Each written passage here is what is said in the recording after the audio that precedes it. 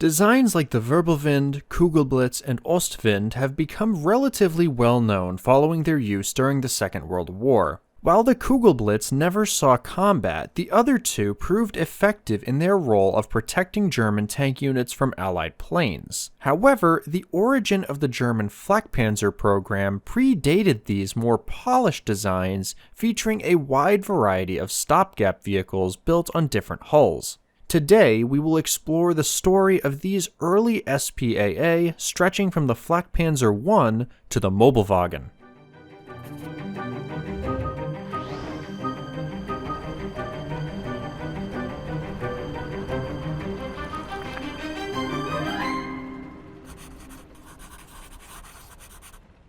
Grab yourself some brand new Flakpanzer merch with the all-new Flak and Pack sweatshirt now available through my merch store. Inspired by the Mobelwagen nickname for the Flakpanzer IV, which roughly translates to moving van or furniture van, you too can help keep the skies clear while keeping yourself warm. Head over now and use the code CONEWINTER to save on this or any of my other designs from now until the end of December. Thanks for helping to support my content. Now let's get back to our main topic.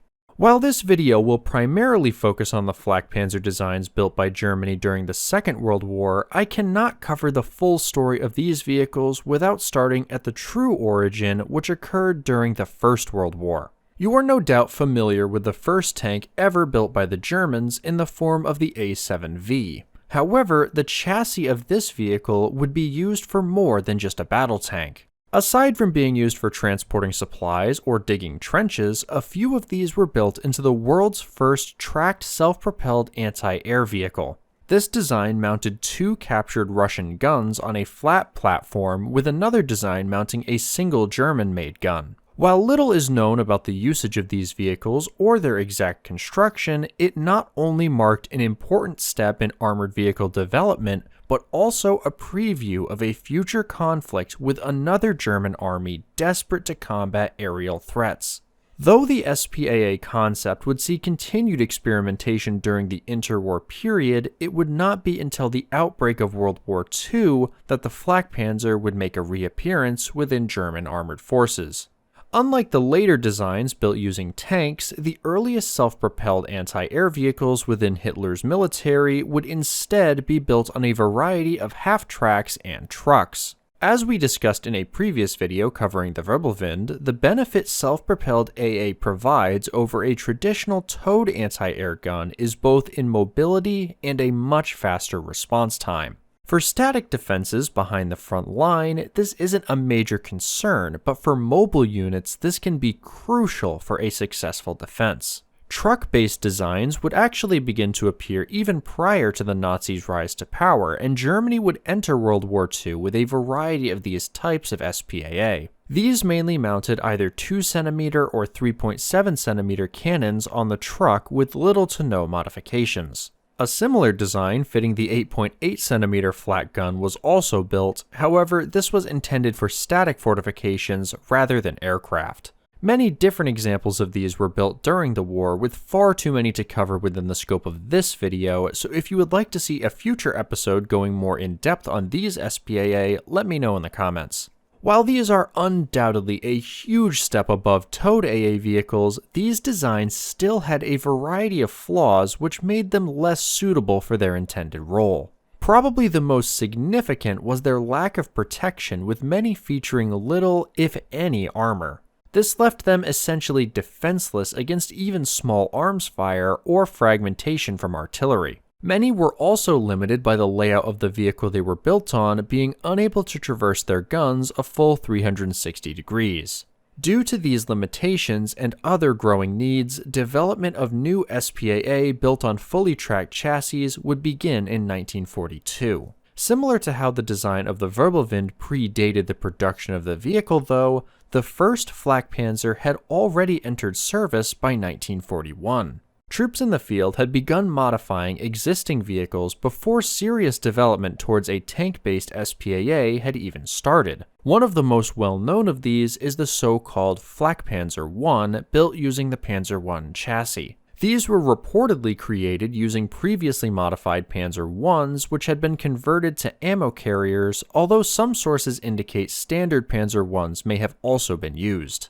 The upper hull of the vehicle was altered to allow for the mounting of a 2cm Flak 38, including both the existing gun shield and mount. 24 of these would be built, forming the 614th Anti-Aircraft Battalion along with 24 further modified Panzer I ammunition carriers. As evidenced by photos, these were crewed a bit like a clown car with up to 5 men to one vehicle. These would see continued service on the Eastern Front, with the last one being lost during the Battle of Stalingrad.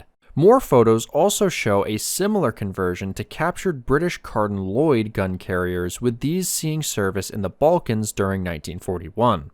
The first official Flakpanzer design would follow shortly after these improvised vehicles, beginning in mid-1942. Known as the Versuchsflakwagen, or VFW, which translates to Experimental Anti-Aircraft Tank, this was built atop the Panzer Selbstfallefette 4C chassis, which had originally been intended for bunker busting. While not an entirely useless concept, the 8.8cm Flak 41 L71 armament left this vehicle limited in terms of what targets it could engage. High-flying bombers could already be engaged effectively by existing towed 8.8cm flak mounts and would be almost useless against low-flying attackers. Even engaging high-altitude targets would be a struggle for this vehicle, as it would need targeting equipment which would have required a second vehicle to carry. The company behind this design, Krupp, seemed intent on selling this design to the military though, even going so far as to propose a WW2. With its limitations, it should come as no surprise that development of this design would culminate in only a single example being produced. That prototype would later be modified to instead mount the 8.8cm Flak 37 prior to being issued to a unit stationed in Italy, with no information on it after that, and further development being cancelled. Unlike the previous tangent into 8.8cm Flakpanzer development, more practical solutions would begin to see design work towards the end of 1942. This and the reasons behind the need for Flakpanzers were further discussed during a meeting on May 27, 1943. During this, the threat posed by strafing aircraft and fighter bombers was noted. Concepts for a Versuchsflakwagen Leichte, or light experimental anti-air vehicle based on the VK-1305 Lux or VK-1602 Leopard had already begun in September of 1942. These designs, as well as many other paper Flakpanzers, would see development during this period before it was eventually decided to instead utilize the Panzer IV chassis. The Panther hull was also considered for this role, as it would remain in production into the foreseeable future, unlike the Panzer IV, with various concepts put forward, but none of these were produced. The development of a Flakpanzer IV would take time though, and the need for SPAA was only growing. In an effort to get something into the hands of troops on the front line, Hitler would approve a stopgap vehicle based on the Panzer 38T chassis on October 15, 1943. Known as the Flakpanzer 38T, this was built using the new chassis intended for the Grille and Marder III, which had just entered production. Unlike the original 38T, this version shifted the engine to the middle, making the conversion to an SPAA a simple task. In place of the open-topped housing for the 7.5cm or 15cm guns, the 2cm Flak 38 was fitted with folding armor plates surrounding it. These would allow for additional protection when secured, or better traverse angles and visibility when folded down. A crew of 4 would man this vehicle with a commander gunner, loader, radio operator, and driver. 141 of these would be built, with production wrapping up in February of 1944, with the units distributed between the Western and Italian fronts. Judging by the high losses of these vehicles, as well as the somewhat limited armament, we can assume their performance was likely lacking. Of the vehicles sent to the Western Front, only a handful remained by the end of 1944. The ones sent to Italy fared a bit better, but still lost over half of the 48 they received by the end of the war. Later Flakpanzer designs would unsurprisingly abandon the single 2cm armament, as well as increasing the crew protection. Still, the Flakpanzer 38T served as a vital stopgap, filling the desperate need for SPAA among tank units, buying time for the introduction of a superior design. The Flakpanzer IV design would begin development in early 1943, once again by the engineers at Krupp. However, they had already been working on a design for a light SPAA since September of 1942 using the Luchs and Leopard chassis as mentioned earlier. Following the cancellation of both of those vehicles, the focus would then shift to one built using the Panzer IV.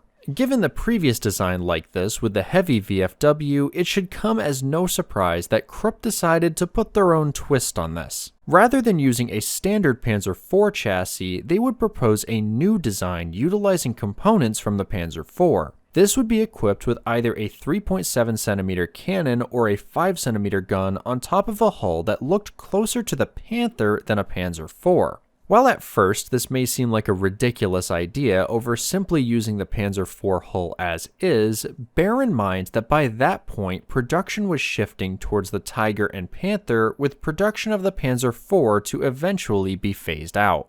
As we have discussed in previous episodes, the chassis was also already being pushed to its limits with other variants like the Sturmpanzer IV, with the additional weight becoming a significant burden on the outdated design. With that additional context, the idea to create an improved chassis using existing components is much more sensible than it may at first seem, regardless of whether or not it was feasible to produce.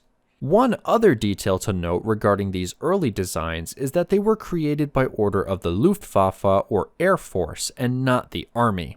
The previously mentioned Flakpanzer 38, as well as the Wirbelwind and its descendants, would instead be projects ordered by the Army. Who ordered them does not seem to have had a significant impact on how these vehicles were used, but does help to explain the shift in requirements we see for later designs. A similar design, known as the Mehrzweckfahrzeug mit Vierling 2cm VK2801, would be requested by the Army in June of 1943. Intended as a multi-purpose tank, this would bear a much closer resemblance to the prototype Flakpanzer IV design, although still atop the new hull.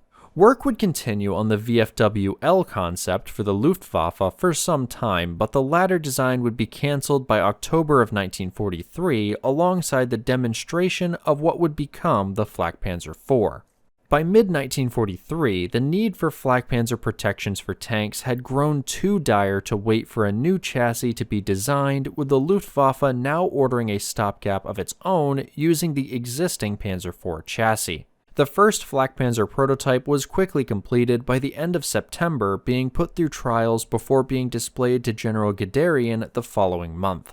Armed with a quad armament known as the 2cm Flakvierling, this design removed the turret and most of the hull roof, adding folding side panels around the new gun mount. Aside from the new gun platform, very little was actually altered on the vehicle from a standard Panzer IV. The most notable change outside of that would be to the frontal plate, with the ball mount for the hull machine gun being removed and replaced with a simple pistol port. Though the lower front of the hull remained at 80mm, the upper hull was reduced to be only 50mm thick. As for the rest of the armor, it was given 20mm folding shields on all sides, which when folded up created a box-like appearance for the vehicle. These were able to be partially lowered, allowing for a bit more protection at the expense of decreased firing angles. Initially, these were built with the side screens made up of two 10 or 12mm spaced plates. However, this would change after the first 45 units, with the later vehicles having solid 25mm shields. This Flakpanzer IV would be shown to Hitler on December 7, 1943, to mixed reviews. The main issues noted were the armament, which was deemed insufficient, and the tall silhouette for the vehicle. The latter of these would lead to a reduction of the side shields by 250mm, about 10 inches. The armament would also be changed, with the 2cm Flakvierling being discarded in favor of a single 3.7cm gun. By the time this decision was made, production of hulls for the 2cm armed version had already begun, so these were repurposed to instead mount the 3.7cm armament. Production would continue for most of the remainder of the war, with a total of around 240 being built by March of 1945.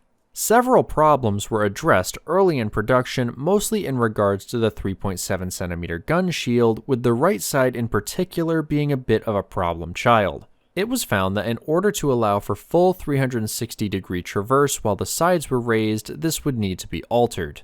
This alteration was also needed to prevent the gun from trapping the radio operator when the gun was locked during travel. As mentioned earlier, the side shield construction was altered as well. Overall, though, these changes were minor, and the simple conversion allowed for vehicles to continue to be built with relative ease. While the production itself did not prove to be an issue, that is only half the story, and upon its introduction, the flaws of this design began to reveal themselves. As mentioned earlier, the silhouette for this vehicle ended up being quite large at 3 meters, 9.8 feet tall. This made it around 32 centimeters, about 1 foot taller than a standard Panzer IV. While not a massive increase, the size and more notably the shape of the SPAA would earn it the nickname Mobelwagen by its crews, which translates to furniture van.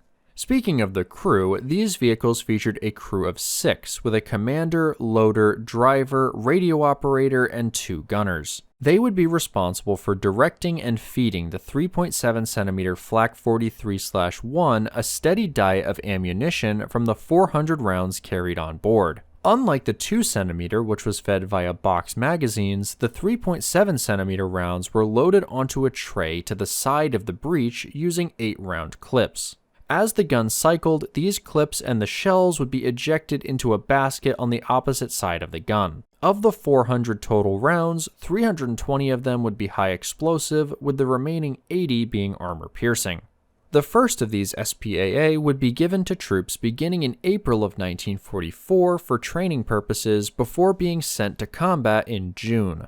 Distribution of the Flakpanzer IVs was split between units on the eastern and western fronts with a total of 8 per flak unit. By this point, the newer Versuchsflakwagen design was also in production, with deliveries of those beginning in June. This meant that some units would receive a split of Mobelwagen and Versuchsflakwagen vehicles, usually with around 4 of each. As the Ostwind began to enter service in early 1945, these would also begin to join the ranks. However, due to delays in Ostwind production, Mobelwagen contracts would continue alongside its replacements. Like most other German Flakpanzer designs, the actual combat history of the Mobelwagen is extremely limited. In fact, basically every source I used for this video makes little to no mention of their use in combat outside of which units got what vehicles. There is no doubt all of these saw service thanks to both records of them with their assigned units and photographic evidence.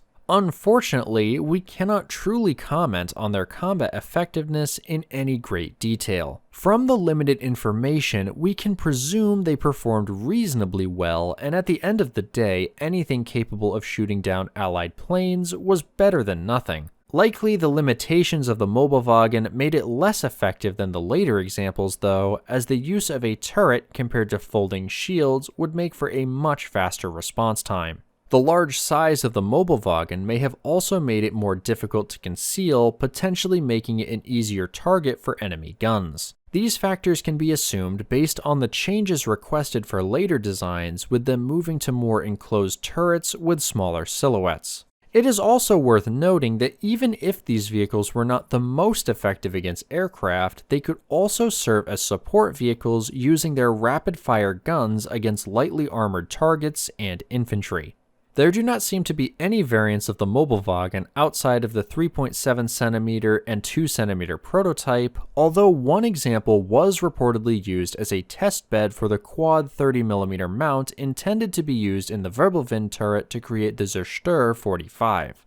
As previously mentioned, the Mobelwagen and Versuchsflakwagen were both to be superseded by the Ostwind, which similarly mounted the 3.7cm armament in a fully rotating turret, but that is a story for another day.